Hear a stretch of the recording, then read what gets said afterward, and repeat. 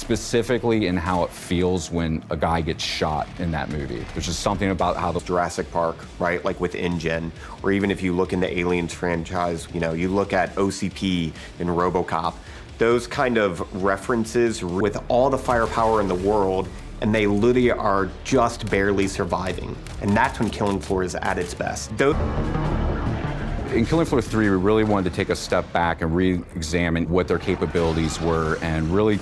This Zed will challenge players this way. So for example, crawlers finally have the ability to crawl on walls.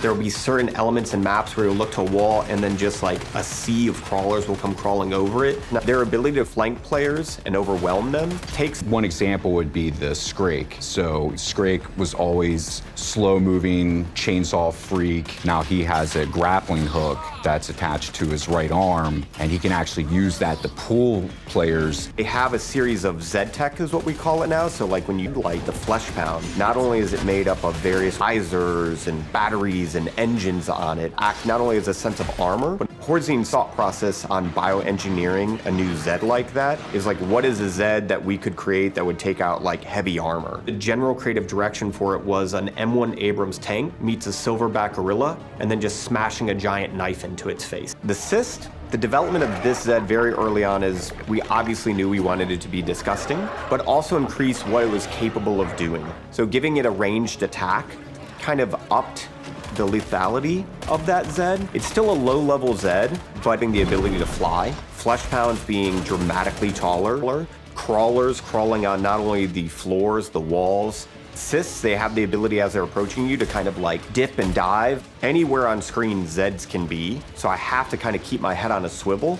And reading AI, and we were designing our maps, we tried to think about essentially boo holes, like where can we spawn Zeds from that players might not be expecting. So when you're in the heat of combat and you're fighting these things, and all of a sudden a Flesh Pound just rips down the wall next to you, or smashes through a door, or a crawler crawls out of a vent, it's just more element as well. We really wanted to have more horror and dread, so we've increased the amount of total Zeds that we have in the world. It actually feels more intense, but it's not as spammy. It's more epic while still having time to do. There was almost nothing you could do to not take a hit. And we wanted a lot more kind of strategy and being able to dance with them, so to speak. So we've given players a lot more mobility. They can mantle over objects, they can jump through windows, slide that they can do now if you're sprinting and sliding, and you can also... So our level design team has done a really fantastic job of thinking about mobility when it comes to building these spaces. Having those zip lines in the world where you can use a multi-tool and deploy those and quickly jet across the map, or if my teammate's down and I need to get to them quickly, using a slide up to a zip line and getting over there to revive them and get them out of danger. All of it goes into designing we also really needed to think about environmental hazards. From classic explosive barrels, we have fans that you can use your multi-tool, you turn that on, shred them apart.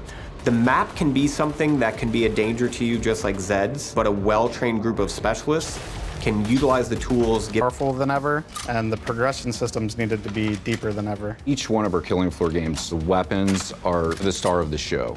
But we still want all the weapons to feel grounded. So we actually looked at a lot of inspiration from Elysium. We really liked how a lot of those weapons, they felt real, but they were futuristic elements as well. And we have a mix and match of different types of weapons like that, along with a thing that we're really excited about is our different options that players have to kind of adjust these things around. So you can take a weapon and through playing and apply these different types of mods so you can completely change how they work.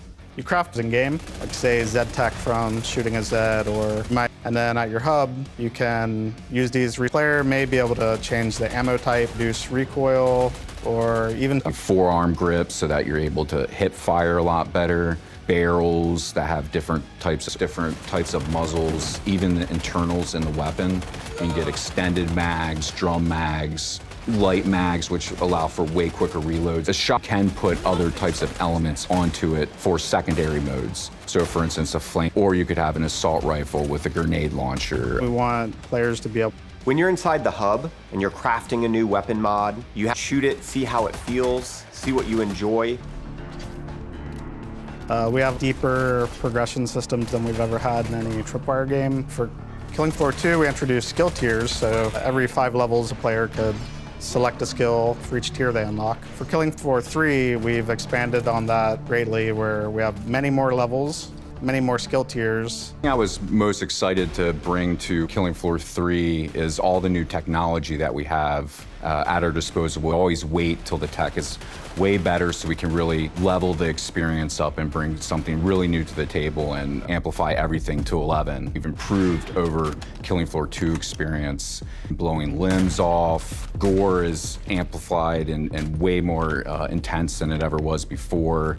We want to be able to dismember any limb in any order. We want to apply wounds to it and stays there permanently. Exactly where you burn the creature is where you'll level fidelity. We actually have Zeds where you can blow limbs off and they'll keep fighting you if it's not a critical spot of that Zed. Moments where I've been in a game fighting Zeds and I might have taken out a few cysts, but then I'm attacked by a flesh pound and I'll be in the down state waiting for a teammate to come revive me, and I turn to the left and I look and I'll see like one thing that's always felt great in Killing Floor is shooting things in the head. We wanted there to be strong feedback when you do that. Their heads are made up of multiple meshes so that it can essentially open up like flowering a head. And basically every time it kind of feedback in general when shooting something should feel good. It should be clear what you're shooting.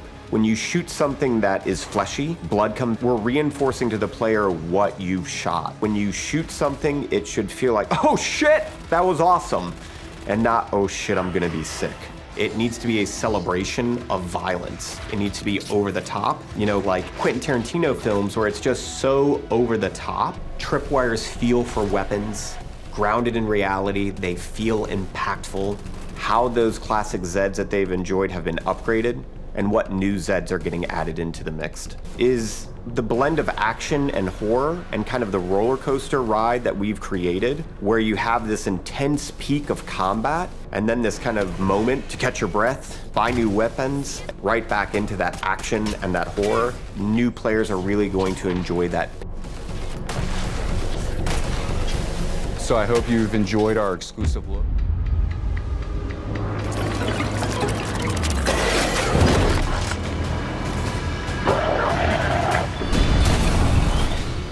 Who's ready for a bit of fun then?